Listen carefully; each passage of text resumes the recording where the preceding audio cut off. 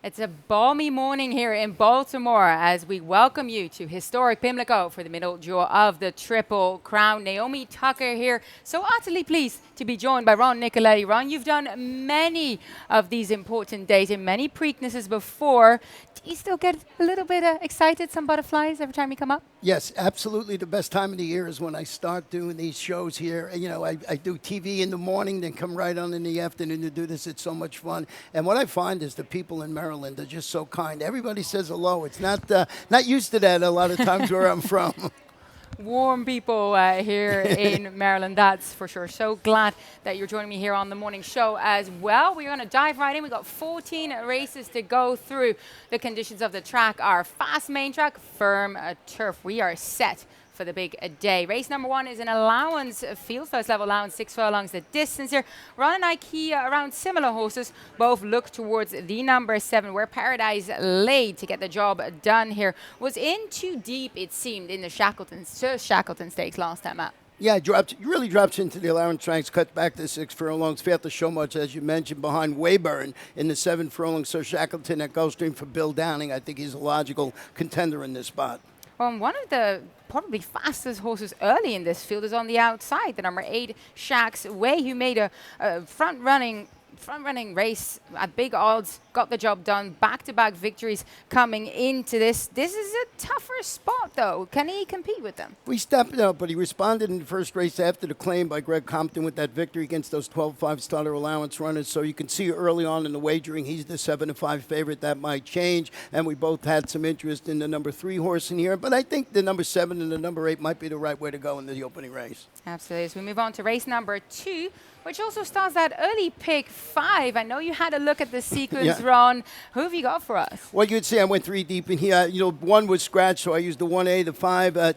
Ain't That Beer Cold, which we probably wish we had one right now. And I went 3 deep in there. 2 deep in race number 3 with the top pick is the Airspeed Velocity with Evan Harlan. And then I got some coverage in race number 4, but I like Disco Pharaoh the best in there. And race number 5, just 2 deep in there with In a Hurry and Technical Analysis, which is going to be everybody's single in there for the good connection. So we'll see how that runs. And in the final leg, 6th race, I went with the 11 and the number 9, the 11 being Golden Voice. That $36 ticket is pretty affordable on Preakness Day, starting in race number 2. 2 other than optional claiming event, mile and 16 around the 2 turns here. And Ron, you look towards the number. Well, you look towards a couple of runners in here. I think both of us have interesting ideas about this field, not entirely the same. Ain't the Beer Cold? You mentioned him here for trainer Kenny Cox. He's a very special horse for them. They've been associated with him from the get-go. I think he was also involved with the family as well. Bit of a clunker, perhaps last time, in a native dancer couldn't line up. Is this just a better spot for him? A better spot, and 6 for 6 in the money at the distance. He turns back. He showed speed, as you mentioned, in the native dancer. Didn't fare that well. I just thought this was a good spot. So, you know, I originally had the other part of the entry on top, the one in the accelerator. I like the other part of the entry, but not as much as I like the 5 and the number 6 in there. Yeah, I use the number 6, Armando R, in here for trainer Damon Delodovico. I think he's going to make full use of that sharp pace setup that I'm expecting in this field. And he was second behind You Must Chill, who came back next out with another strong performance for the red hot Jamie Ness Barney. You look also, you also have the number 6, and like you said, the number 1A. I threw in the number 3 as well, Gentleman Joe for trainer Hamilton Smith. He did have a big priced winner already yesterday. Both him and Money Ride basically burned each other up last time out. Gentleman Joe was on the rail. He tired. I think he's going to try and get the rail here again, and let's see if anyone really wants to fight with him for the lead. Yeah, you look back, you know, we got hooked up on that early duel, ended up finishing 4th, so let's see if he bounces back this afternoon. And race number 3 is our first event on the turf here, mile and 16 on that beautiful grass, and Maiden Specialway. Also have an early pick 4 ticket in here, Keith Fusel. He might not be joining us today, but he does always send in the picks for us. And look, he's been doing very, very well with these sequences here, and that That's how he plays it. 2 deep here. Race number 3, 4, and 5. Race number 4, 3 deep, 2, 4, 7. And he goes tight again in the Gallorette Stakes using the number 2, Crystal Cliffs. Very talented mare there for trainer Graham Motion. And the number 4, Technical Analysis for, of course, Chad Brown. And then he goes 4 deep in the final leg of that early pick 4 using the 4, the 7, and the 9, and the 11. So early pick 4 starting in race 3 today. And Ron, you and I actually look towards the same individual in here. That is the number 8, Airspeed Velocity for trainer Jimmy Toner. Victor Carrasco takes the ride here. Victor with a double yesterday. That certainly helps. He's been riding this turf incredibly well. You know, if you look back, he faced a repeat stakes winner called Big Invasion, which was really a good horse. And the next out winner called Capture the Time. So he's coming out of a really well-graded 5-furlong debut at Gulfstream Park. He debuts locally, lost all chance. He was mugged at the start at Keeneland. Jimmy Toner, Victor Carrasco up. I love this horse this afternoon because I remember this horse who he faced at Gulfstream Park. So I'm glad you put it on top, too. Yeah, because there was actually a lot going on at the start of that Keeneland race. There was another horse that lost his rider, and Airspeed Velocity, and he kind of just sideways jumped, got bumped around. Really not what you want to see, but still made up decent ground, I thought. And that was just kind of it. You know, tough maiden special weight coming in here, cleaner break. I think he's going to get the job done. But both you and I also have the number 4, Evan Holland, in our exacta here for trainer Graham Motion. Returned to action at Aqueduct and was still finding himself a little bit after being asked to move out by Manny. He kind of drifted inwards, but he kept on moving forward and kept on trying, and that's what you like to see. Yeah, you know, and that last race at 6 furlongs, I think, was just a table setter. You know, it was off a 10-month layoff. Graham Motion's 18% with the sprint to a route. Adds Lasix. He adds Luis Saez. Looks like a logical contender to me. Wow, look at that. We have the same exact try with the number 5. Amarillo is a half to a horse I like, Fredericksburg, listed as a gelding today. Yeah, I think this is a really intriguing field. And Evan Holland, pedigree side suggests that the stretch out is going to work for him as well. You already mentioned Amarillo. So we're going to go with race number 4, which is the first of our graded stakes event here. The Grade 3 Maryland Sprint, 6 furlongs. The distance and keying around similar horses. I see, Ron, you have Disco Pharaoh on top for trainer Ray Handel. He makes his graded stakes debut after a solid Frank Whiteley score on the circuit at Laurel Park. Now, Ray Handel, though, yet has to find the winner's circle here at Pimlico. Hasn't been able to do so with 4 starters today. Yeah, I like Ray Handel. He's an up-and-coming trainer. I think he's going to have a nice career. 4, Disco Pharaoh. Right. You know what I like? He cuts back to 6 furlongs, followed that maiden win at that distance at Aqueduct, had that really rousing score in the 7 furlong. Frank Whitley, as you mentioned, and Heavy in Toledo had a real good day yesterday with multiple triple 3 wins. So I just thought this was the logical one. I originally had Mr. Phil in second, but he scratched out of the race, and I bumped up the horse that you have on top. I really agree that Jackson Traveler can run well. I think Jackson Traveler is helped by the fact that Mr. Phil isn't lining up. Mr. Phil very fast from the gate, so is Jackson Traveler.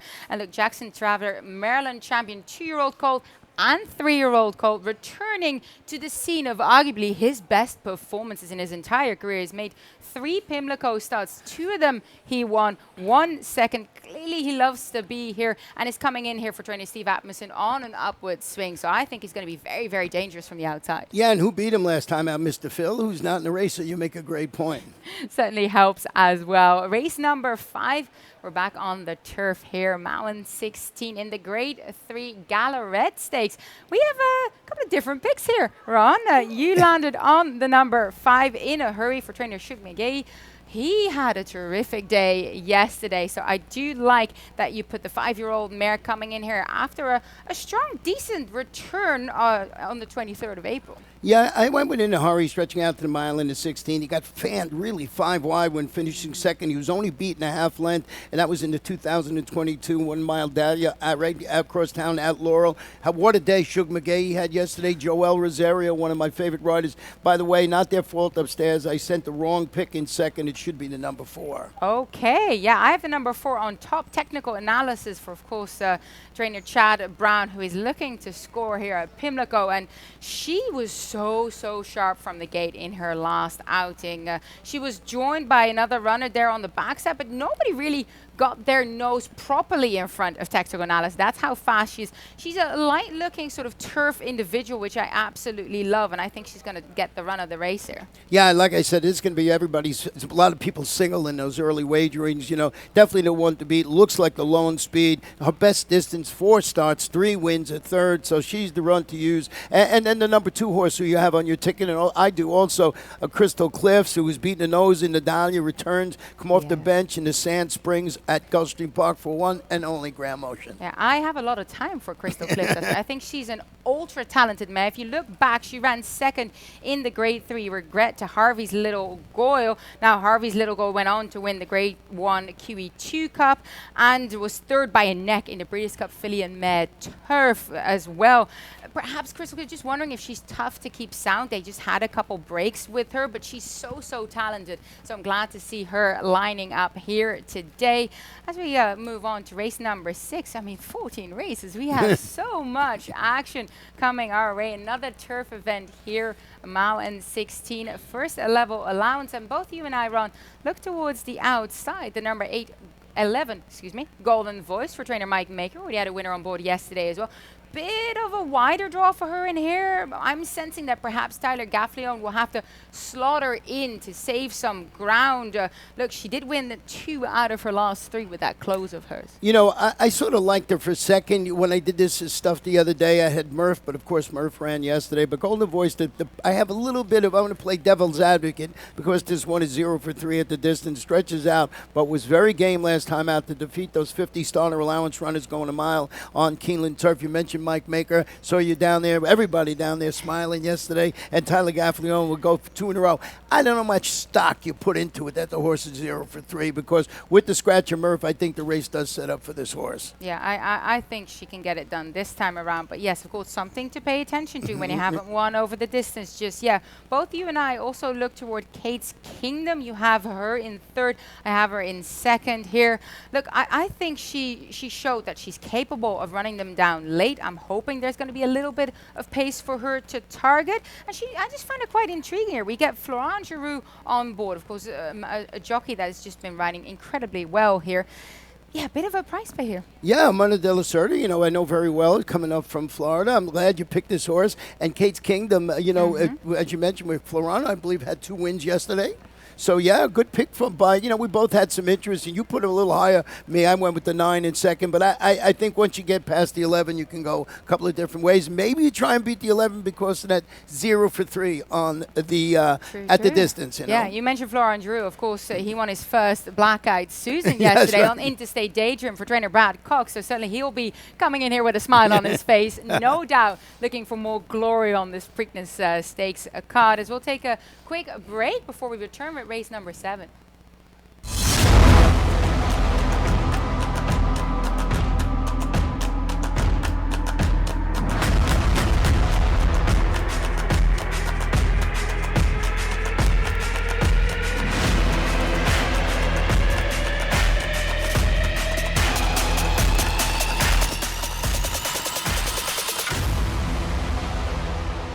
No, I'm not looking.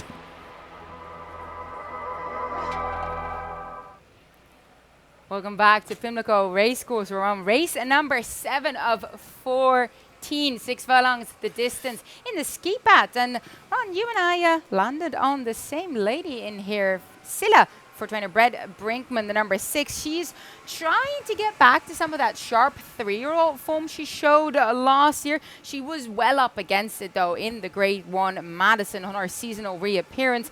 But she did win 2 stakes races against Louisiana breds in that season last year. I think she's going to probably get a nice stalking trip in here. Yeah, and she's turning back to 6 furlongs. 4 races at 6 furlongs with 3 wins in the 2nd. She won the Grade 2 Prioress at the Spa at this distance. Returned refreshing. What you said, she stalked, she faded. That was in the muddy track that day in the Madison at Keeneland. She's a daughter, trainer Brent Brinkman's got Tyler Gaffleon atop this daughter of California Chrome. I love her at this distance, and I know we're going to get a fast track today. Absolutely. Well, I do think a lot of people are going to be looking towards the number 2 as well, Oksana. She went up against a very tough glass ceiling 2 starts ago. Glass ceiling came back to win the Grade 3 Barbara Fritchie at Laurel Park with a 95 buyer, and then move on to another graded stakes victory in the Grade 3 Distaff at Aqueduct. And look, I thought Oksana came back with a good run then at Aqueduct herself on her not seasonal reappearance, just a touch, little break, little freshener coming into this. I think she's very, very live in here, and you have her in your exacta. Yeah, I do, and I have it, and you'll see Paco Lopez will be riding today, so I wrote my analysis. He's going to be playing Catch Me If You Can. So this one makes the stakes return. As you mentioned, return from that bit of a layoff for Timmy Hills, and Timmy Hills has been around almost as long as me. He finished 4th in that race you were alluding to, the optional 80 optional claimer at Aqueduct. Paco's going to be in the saddle. I see this one as the speed now, and I think that's why or one of the speeds, and I think that's why they put Paco on this horse. Look, there is an abundance of pace in here. I use the number 9 Time Limit. I think she's very fast from the gate. But let's talk about the number 10 Feed is Spree, because both you and I have her. You have her in 3rd. She comes in here for trainer Jerry Robb, who's just been ultra tough on this circuit with those fillies and mares. Now, she did not have a great trip in the Grade 3 Barbara Fritchie. She had to switch around horses. This outside draw, I feel, is perfect for her to keep on rolling with the X-Man on board. Yeah, so it looks like she'll run very well in there. Coming off a little bit of a freshening, hasn't been seen since April. I think she's going to run well. I think so as well. Race number 8. We're moving on to the Grade 2 Dinner Party Stakes. Mile in the 16 on the turf. This is the oldest stakes race in Maryland, oldest of all the Mid-Atlantic states, actually. Was previously called the Dixie Stakes. The first run in 1870 was named after a dinner party in Saratoga Springs, held in 1868. And fun fact, Ron. I was there. Guess of course you were. And guess who won the inaugural running? Preakness. That's right. I remember that story. That's a great story. Yep. So Preakness, the name of our feature race, that middle jewel of the Triple Crown, coming up later this afternoon as race number 13. But let's talk about race number 8 here. We do have the number 3 and the number 6 kind of with a bit of a rematch here, right? A Tone and Set Piece. They found each other before. Let's have a look at that last race in the Maker's Mark Mile, where Set Piece sat wide all the way, was close to the pace and made a swooping move, but failed to really show his customary close. And that was his first race back. I think that race is going to set him up for better. Now, a Tone was tucked in behind the leaders and continued very, very gamely, belatedly, and only got bested 1 length for 4. You can see how close they're all together there. Yeah, it was a good race. I did go with a Tone a little bit more than the set pace. They're stretching out the 8.5 furlongs. You saw it. Followed that 4th place finish, don't forget, in the Grade 1 Pegasus Turf with that Chase to Pace 4th in the Maker's Mile. But Set the Pace, of course, trained by Brad Cox, is still trying to recapture the form he displayed last year after coming and pressed the pace, and he faded in that race. It looks like he's been off form. Maybe the second start after the 180-day layoff, he looks up. But you're getting Florent Giroux. This is like, this is not like saying, oh, throw this out, this horse is not running well. So I flip-flopped our exacta today, and that's the simple reason I did it. Yeah, no, it's tricky. I think that perhaps Set Piece needed a race, and we'll try and turn the tables this time around on a Tone, but a Tone looking very sharp. And he also represents last year's winning trainer in Mike Maker, and he just has been competing at the top level, including also that Pegasus World Cup Turf Invitational behind Colonel Liam, that repeat victor. So a Tone in superb form coming in here.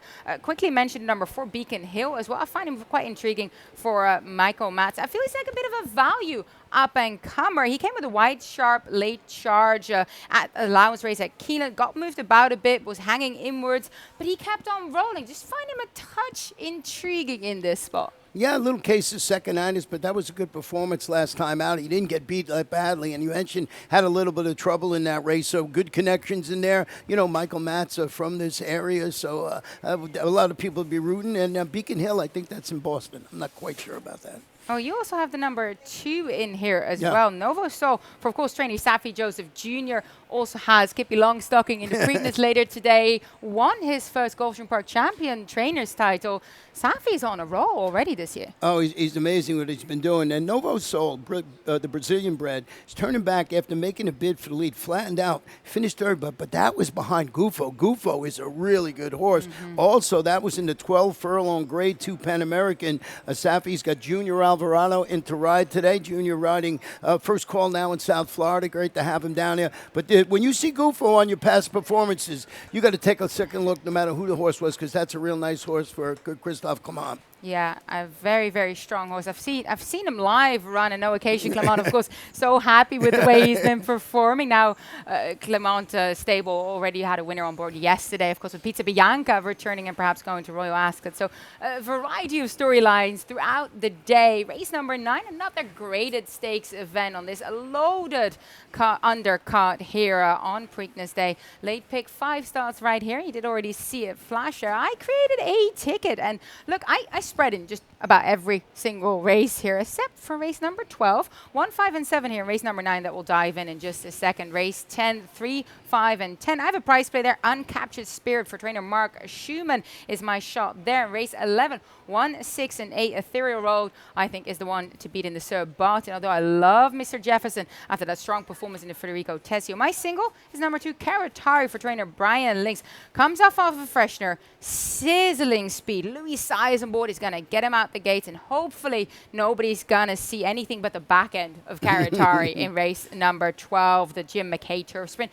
And then, of course, our feature race. Look, I know that Epicenter is the horse to beat in there, but I am thinking there is a situation that Secret Oath comes and rolls late, and I do like the fact that, of course, early voting, similar strategy for Chad Brown as Cloud Computing in 2017, bypassing that Kentucky Derby. So just making sure I have some coverage there. $40.50 ticket that starts here in race number 9. 6 furlongs. This is there in the Chick Lang for the 3-year-olds. And Ron, you landed on the number 1, Cogburn. I use him underneath. He went to the lead last time out of the Bachelor Stakes. I felt like he did get away with a little bit softer fractions early, that he was hence able to accelerate a little bit in those final quarters, and we can see him right there. Cogburn, Wheeling Springs. Wheeling Springs was able to get the better, but Cogburn was fighting back there as well. Yeah, you know, Cogburn, a good performance there. And what I like about Cogburn today, as you can see him going over the wire right now, this one is making the usually fruitful third start back from a layoff, which I like today. So followed that $100,000 optional claiming score, comes back, runs second in the Bachelor at Oak Lawn. Steve Asmussen going to put Joel Rosario, who won with this horse, 2 starts back. So I think that this horse, third off the bench, is sitting in a great spot. Why I put it on top. Well, it is a rematch between the two of them, isn't it? Yeah. I used Wheeling Springs to continue progressing because I thought that was a bit of a moderate pace. I think the flow might just be a touch tougher here today. And that's going to help the number 7, Wheeling Springs. We both also had a look at the number 5, Old Homestead. One of the possible front runners in here. He was able to draw away from the field early on his stakes debut in the Lafayette at Keeneland on a wet fast track. That was going 7 furlongs. Love the turn back for him here. He's done nothing wrong. He's perfect so far. He's cutting back to 3/4. He kept that record unblemished when he sprinted in the spring in the mini upset in the 7 furlong Lafayette at Keeneland for Brett Brinkman, and you're getting Thomas Pompey in the saddle. And he's ridden this horse in all 4 of his 3 previous victories, so he's going for the old 4-peat. You don't hear that a lot, but that's what he'll be trying to do. Bottom line, he knows the horse. That's the easiest way to say it. And that certainly helps. I mean, this is going to be the class test, though, it feels, for Old Homestead here in the Grade 3 Chick Lang. Race number 10 is the James W. Murphy. 1 mile, the distance there on the turf run. Similar picks for us again in here. Let's see how this pans out. You landed on the number 5, Ready to Perform. I remember seeing him at Laurel in the Futurity Stakes, and I also spoke with the connections afterwards, and they wanted to go to the Breeders' Cup Juvenile Turf. He wasn't able to get into that field, ended up running on the undercard. I think that was perhaps a bit too tough of a spot there in the Qatar Golden Mile. He just seemed outpaced in that place. But this is a good return spot for, of course, red-hot trainer Brad Cox. Yeah, you know, with all said, I had originally picked one of the horses that scratched out of the race, Riot House, but I bumped up to number 5, Ready to Perform for all the reasons you said. Won the Laurel Futurity at age 2, returns to Maryland, makes his 3-year-old debut. He's getting Lasix. Finished 7th. Tough in that race in the K-Ton Mile at Del Mar. You know it's Brad Cox. He's good with everything. Florent Giroux, we mentioned, had a stellar day yesterday. And this barn is 42% with first-time Lasix. So we'll see how that horse runs today. And you went with the number 3, and I want to hear why, because I didn't use the 3. He's a 12-1 shot on the morning line. This is my long shot. This is my long shot play like in here that. for trainer Mark Schumann. He is stretching out to a mile. Sole start today on the grass was sprinting at Laurel Park. Resulted in a show of force against Elder, proven turf runners, open company, and Angel gave him a strong warm-up that day. I was on the turf. I remember seeing him. Beautiful turned out individual, gleaming coat on him. I thought he did incredibly well. Can he move forward from that first grass race? I believe so. He has to stretch out that speed of his, but he has a half-sibling mare who is a miler, so I think there is a possibility that this works out. And he looked so strong hitting the wire as well. I like that. I got to go give that horse a second look. I like your long shots in there. What about my old buddy? I love the name of this horse, just Joe. He's heading to uncharted territory today. He tries the turf after winning 4 of 6 races. You'll know him better than me on the main track, which includes that victory in the 9-furlong Federico Tessio, last out. He's the son of declaration of war by Warfront. He's bred up and down for the turf, this horse. And that's exactly what Mike Trombetta said as well when I asked him about the return to the turf here for Joe, Federico Tessio winner. He said, look at his pedigree, like you said, the sire, but he's also half-sibling to Irony of Reality, who placed in a graded stakes going long on the grass. And Joe is actually named after our current president, Joe Biden. So yeah, he's a very talented individual who they've thought highly of throughout his campaign, and battle re-broke against stablemate Mr. Jefferson last time out. So I definitely give him a live shot in here. Race number 11. This is Sir Barton for the 3-year-olds, non-winners of an open sweepstake. Another reason also why Joe isn't in here, because he wasn't eligible for this. Mile and 16, the distance around the 2-turn here on the main track. And I'm going to start with my topic though, Ron. I am with Ethereal Road here in race number 11 for the iconic D. Wayne Lucas. He was scratched out of the Derby. I think this is a much easier spot than the Triple Crown Trail that he's been campaigned on. And having seen him every day in the mornings, he's much more of a bulky individual, gives me much more of a miler vibe. I like that they stick with the mile and 16. I don't think he wants to go that much further. And you know, when you're handicapping races, I kept saying, I got to use this horse. Then I would find something else. I said, but I got to use the 1. And all of a sudden I look up and the 1 is 4th. So I agree that this horse can run exceptionally well. I just got hung on number 8, Uniki, who's making the stakes debut at the mile in the 16th after coming winning ahead of defeating those optional claimers, going 7 furlongs at Keeneland, ran into Terry Pompey. Of course, she does most of her training down in Florida. She said this horse is a big shot. Can have a Rad Ortiz Jr. handling the stretch out. The 1 horse, for all the reasons you mentioned, they're certainly on the ticket. Wanted to get a little bit right. I'm glad to see you use the number 8 up there.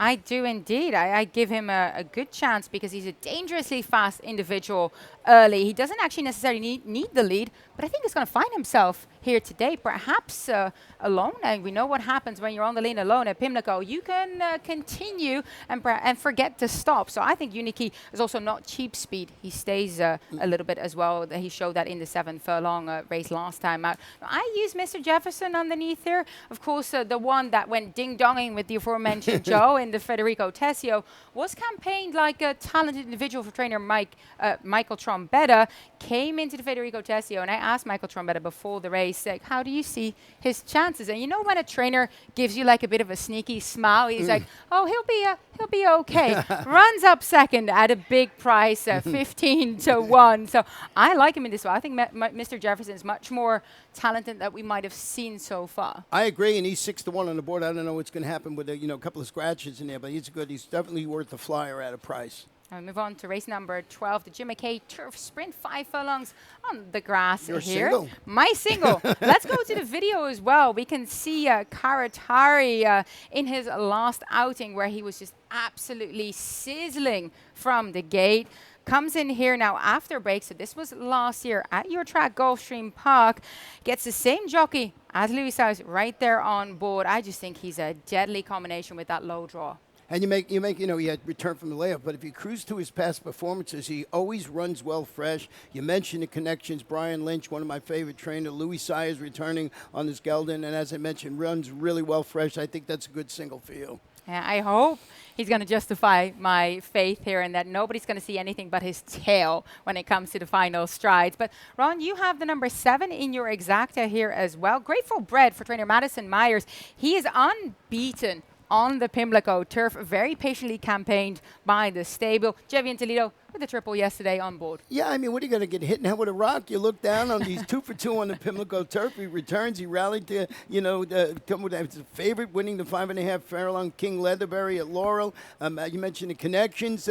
Just think this horse can run ways. And we mentioned, and we should, what a great day Heavy and Toledo had yesterday. So you got to mention that. And of course, it's a Maryland bred. Everybody's going to be betting this horse. Absolutely. We'll be flying the Maryland flag throughout the day. Love to see those local trained horses and bred horses in the winner's circle. I'll give a quick mention to 7 Cents for trainer Brad Cox as well, who arrived in the Cox Barn via the Claim 2 start to go, made his first outing for the stable. A win. It's just in too sharp form not to include underneath for such a strong outfit. Yeah, to jump in and grab this horse for $80,000, they saw something they like. You can check out Brad Cox does not claim a lot of horses, so we give that a check. Martin, Florence Giroux going for 2 in a row. They knew what they were doing when they jumped in and grabbed this horse. Would be funny. Claim him for 80, win a race, then put him in a stake and win the stake, and that's how that barn reacts. Well, that's what we like to see in horse racing, right? Those horses being claimed and then jumping up to being stakes winners. That's the dream. Except if you own the horse they claimed it from.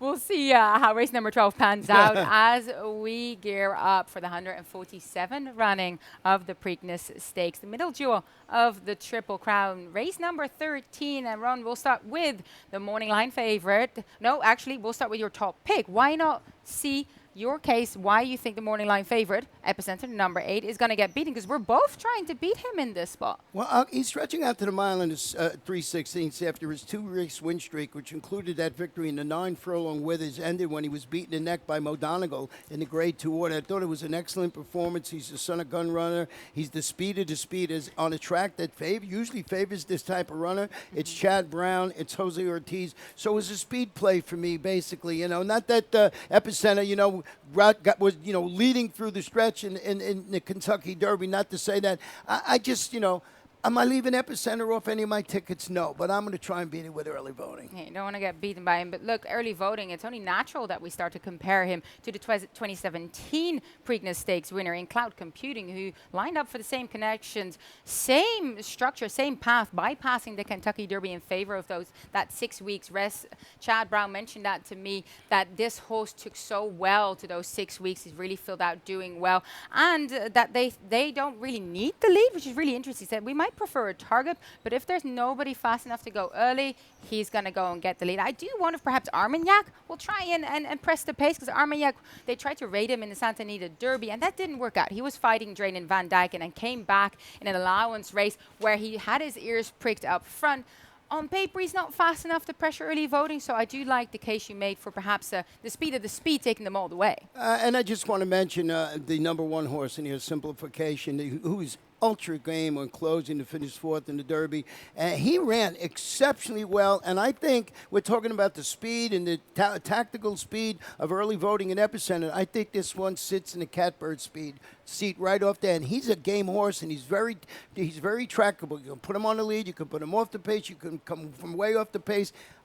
Do not leave this horse off your exactas and tries. Would be a wonderful story for trainer Antonio San. Of course, giving Johnny Velasquez a first Preakness victory as well. He's won about everything else but the Preakness. So well, he fell off that one year and I was here, and that's who I picked in the race. But thank goodness he was okay.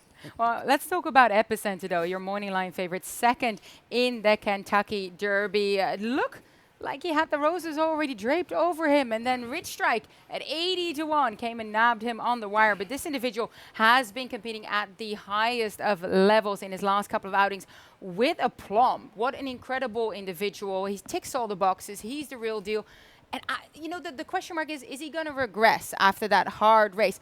He's training like a good horse. He's not training like those races have taken anything out of him. You know, and you just look at the connections, you know, they're going to not put this horse in the race if they don't think he can win and don't think he's going well. There's, you know, he did not win the Derby, so there was no triple crown ramifications on the line. They still wanted to run this horse. I think he fits this race shape, the distance of 1 mile and 3/16. He probably had the lead at 1 mile and 3/16 in the Kentucky Derby, you know. So you had to factor it in strictly the one to beat. Yeah, he's training like a rock star, that's for sure. But let's talk about the filly who I have on top in here, Secret Oath. What a wonderful story it would be if she were to win. She adds her list, her name to a list of elite fillies, including Rachel Alexander, Swiss Skydiver. This is her Kentucky Oaks win against a superb 3-year-old filly division. And Louis Size, that was his first time on this filly. What a sublime ride. Saved ground, tipped her out, rolling home. She made it look easy there. Yeah, people were cheering when this one won in there because, you know, the great connections, as you mentioned. Hey, why not? You know, D. Wayne has won how many of these? I think 6. 6, yes. Looking for a record-tying 7th with her. That is totally amazing. Yeah, no, Dwayne Lucas, very few modern trainers can rival what he's done with these fillies. 15 Eclipse Award-winning ladies, and of course he trained winning colors to win the Kentucky Derby in 1988. Now, that is our feature. But we do have one more race to close off proceedings here on Preakness Day. That is the Grade 1 UAE President's Cup for the Arabians. Mile and 16, the distance. Give me one horse run. Who's winning? The one. I like the inside horse. I like Moulin Rouge. And I always thought when I first saw this, I didn't realize the A was for Arabian. I thought this was like for Italians. And you go, Moulin Rouge, A. You know, so that's what I originally thought it was. I said, this must all be Italian breds. But no, I like the one in there for sure. Yeah, 5-year-old gelding who arrives on back-to-back victories. I don't think stretching back out to 96 is going to be any problems for him whatsoever. Victor Carrasco with a double yesterday on board here as well. I agree with you on like Moulin Rouge A as we wrap up the morning show here and get that 14 race card on the way. Welcome you all in here to Pimlico Racecourse. Get your pre-con.